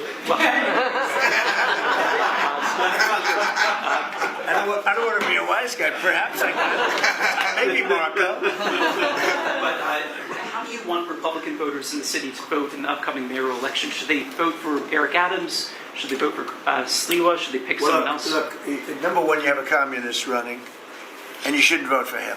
He's a disaster. He's leading. He's got the Democrat nomination because that shows you where the Democrats have gone. He actually wants to take over the grocery stores of John Catsimatidis, who's a great guy, a rich guy, grocer, does a good job, wants to take over. He actually called me the other day. He's concerned his stores are going to be taken from him, and they won't be run like John runs them. Believe me, he runs a good operation. But he actually said he wants to run his own grocery stores. No, this is a man who's not very capable, in my opinion, other than he's got a good line of bullshit, and he's convinced them to go with him. Now, as you know, Cuomo, who does have capability, is running, but he got knocked out. And now they're running as, you have Eric Adams, the current mayor, you have Cuomo, and you have Curtis Lewa. And Curtis runs every 4 years. He seems to be a fixture on the running scale. But you know, it's I'm not getting involved. But I can tell you this: I used to say we will not ever be a socialist country, right? Well, I'll say it again: we're not going to have. If a communist gets elected to run New York, it can never be the same. But we have tremendous power at the White House to run places when we have to. We could run D.C. I mean, we're looking at D.C. We don't want crime in D.C. We want the city to run well. Susie Wiles is working very closely with the mayor, and they're doing all right. I mean, in the sense that we would run it so good, it would be run so proper. We'd get the best person to run it.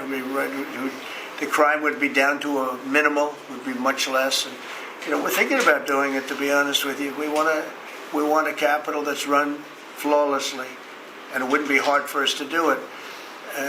And we've had a good relationship with the mayor, and we're testing it to see if it works. But New York City will run properly. We're going to bring New York back. I love New York. You know, I loved New York for a long time. Then we had a bunch of crooked people in there. You have an attorney general who's a total stone cold crook, New York State, Letitia James, a total crook. All they do is want to go after political opponents. They do what's ever expeditious for them.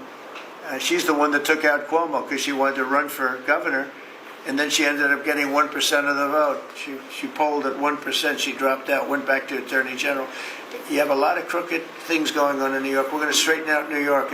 Maybe we're going to have to straighten it out from Washington. But when I see a communist who has actually gotten a Democrat, pretty much gotten a Democrat nomination, they also went to that new form of voting, which is a beauty. You go in there in third place, you come out in first.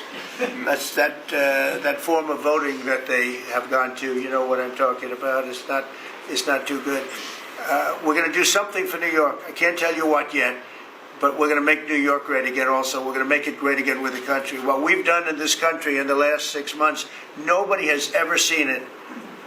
And I told the story. The King of Saudi Arabia is over there. They gave us $5.1 trillion between Saudi Arabia and UAE, Qatar. 3 stops. $5.1 trillion coming into our country as an investment, biggest investment ever made. And it's all going to good stuff. I mean, all real big, good stuff. Energy projects, big things. But they all 3 told me essentially the same thing. We thought your country was dead, and now you've got the hottest country in the world. We're right now riding the hottest country. We all, and you can all be proud of it. We're in the hottest country. This is the hottest country in the world. There's nobody close.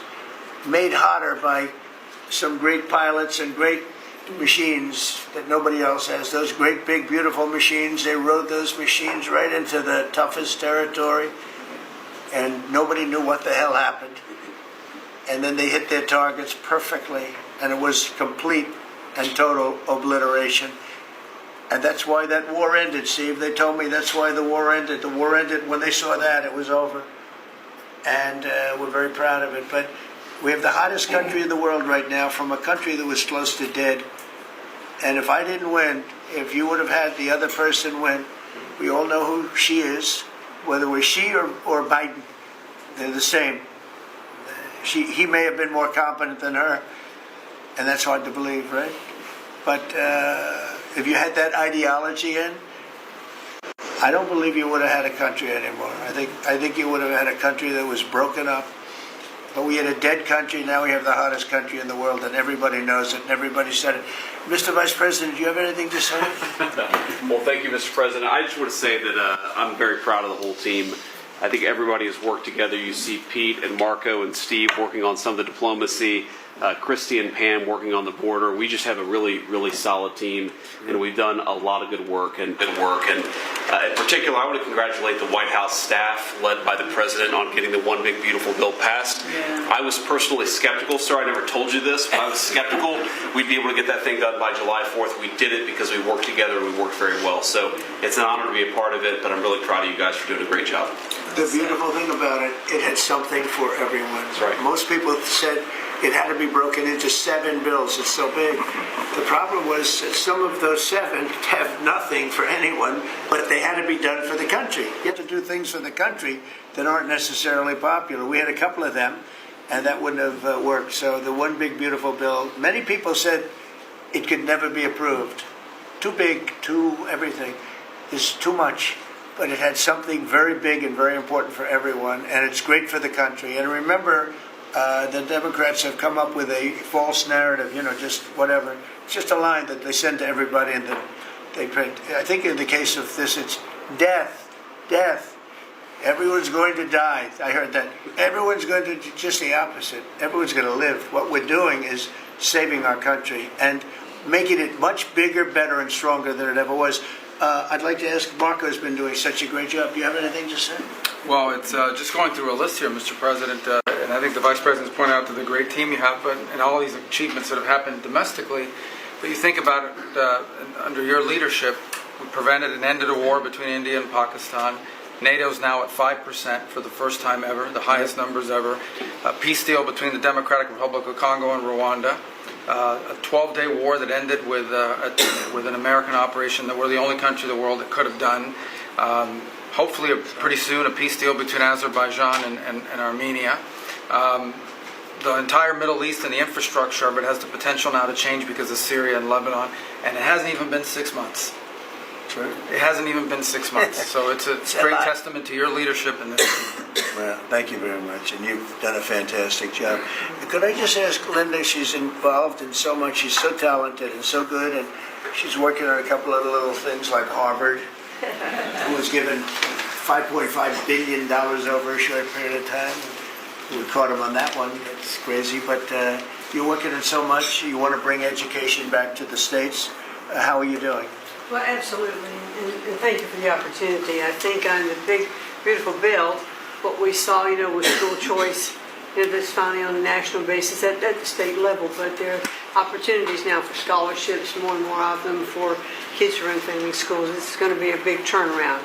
I think one of the biggest accomplishments we had over the past week was the University of Pennsylvania with the Title IX ruling that Leah Thomas was stripped of her title, Riley Gaines and Paula Scanlon and other women who have stood, so strong against men and women's sports. And when you put out the executive order, that just solidified it and gave them the opportunity. So those are a couple of really, really big wins, and thank you for that opportunity. And how are you doing with Columbia and Harvard? We're negotiating hard. I think we're getting close to having that happen. It's not wrapped up as fast as I wanted to, but we're getting there. Okay, good. And you've done a fantastic job. Thank you very much. It's been a good team. Yep. You have a great team. Around this table, a lot of people have helped with that. That's right. Thank you very much. Maybe just in closing, we spent a lot of time, effort, very little money on this room. This is called the Cabinet Room. It's been here for a long time. And it had some pictures that were not many of them and not very good ones. And I actually spent time in the vaults. The vaults are where we have a lot of great pictures and artwork. And I picked it all myself. I'm very proud of it. That's Andrew Jackson, great Andrew Jackson. That's a gentleman named, and we call him President Polk. He was sort of a real estate guy. He was, people don't realize he was he was a one-termer, but he was a very good president. But, and I'm not sure I should be doing this, he actually gave us the state of California. He was the one. He was the one. So I'm not sure. Maybe he won't be there for long. But if you notice, the frame is the exact same size, almost, as the other one is Andrew Jackson. So that was a part of the reason, too, I have to be honest. But Polk was actually a very good president who's got the same frame that I needed, okay? And up here you have the original George Washington right behind the light. And then you have Dwight Eisenhower, who was a very underrated president. He built the interstate system, and he was the toughest president, I guess, until we came along, but I don't mind giving up that crown because I don't want to be too tough on it, but we want to be humane. But he was the toughest president on immigration. He was very strong at the borders, very, very strong. And sometimes you can be too strong. He was strong at the borders, and during a certain period of time, they were so strong that almost every farmer in California went bankrupt. We have to remember that. We have to work together, and we have to remember that. But he was a very good president, and a very good general, and a very good president, and I thought he deserved a position somewhere on this floor. And then you have, this is very exciting to me, he was not a Republican, to put it mildly, but he was, he was a four-termer. He was Franklin Delano Roosevelt. And if you notice, there were a lot of ramps outside. We have ramp. People say it's an unusual place for a ramp. It was because of him. He was wheelchair-bound, but he was an amazing man. It's an amazing portrait, and we used to have him in the room, a different portrait, and it was a terrible portrait. It was almost like it was done by a child. And I used to say, I can't believe that he would have approved of that portrait of himself. And I was in the vault, and we have some great curators here. We have 6 curators at the White House. They have 2 for paintings, they have them for furniture, they have them for different things. I guess cost is no object. Okay, cost is, maybe I'd have 1, but that's all right.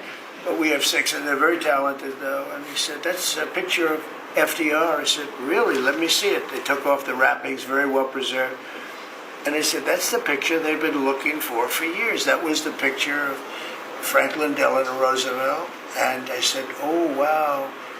And likewise, that fit, see, frame-wise, it just doesn't work. It doesn't work if you have, I want to be nice, but it doesn't work if you have a big frame, a little frame, but it's like perfection. I'm a perfectionist. The mirror was down in the vaults also. I said, where is this from? And it's a very old, very storied mirror, beautiful. We put that up. And then over there is Honest Abe Lincoln. And that picture was in his bedroom. And we thought that this would be a very important place because this is where wars are ended. I'm not going to say wars are declared. I'm going to say wars are ended, okay? We'll be positive. And that's the picture of Abe Lincoln from his bedroom, sat in the bedroom for many, many years. That was his favorite picture of himself. And the Lincoln bedroom's very famous. You remember when Bill Clinton had it and he rented it out to people. Okay? We don't do that. But it's an incredible room. And we took that picture from his bedroom. That's Abe Lincoln. And then over here you have John Adams, and it's they were the first occupants of the White House, 1800. And John Quincy Adams, Mrs. Adams, they were the first occupants. So we have them looking at each other, and in between their stare is Abraham Lincoln trying to make peace.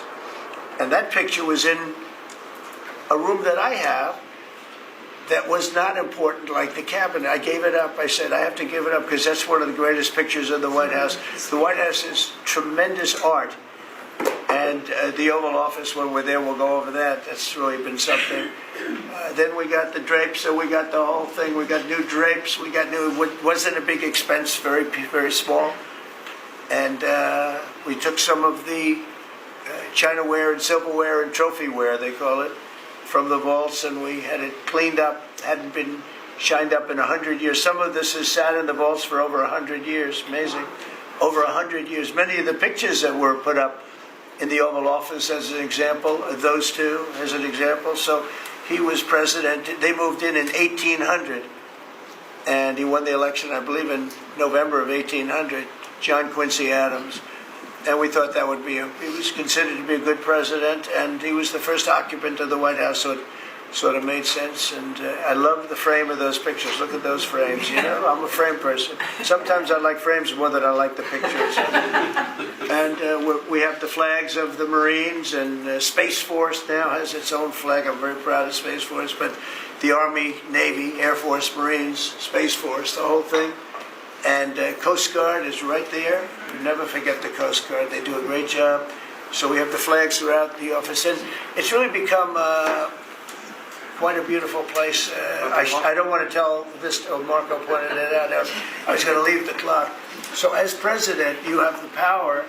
If I go into the State Department or Department of Commerce or Treasury, if I see anything that I like, I'm allowed to take it. Do you believe this? So I'm in Marco's, I see this gorgeous clock, grandfather clock, and there it is. I said, Marco, he didn't know about it. I had to read him the rule and regulation. I said, Marco, I love this clock. Look at it. It's beautiful. He said, what clock? I said,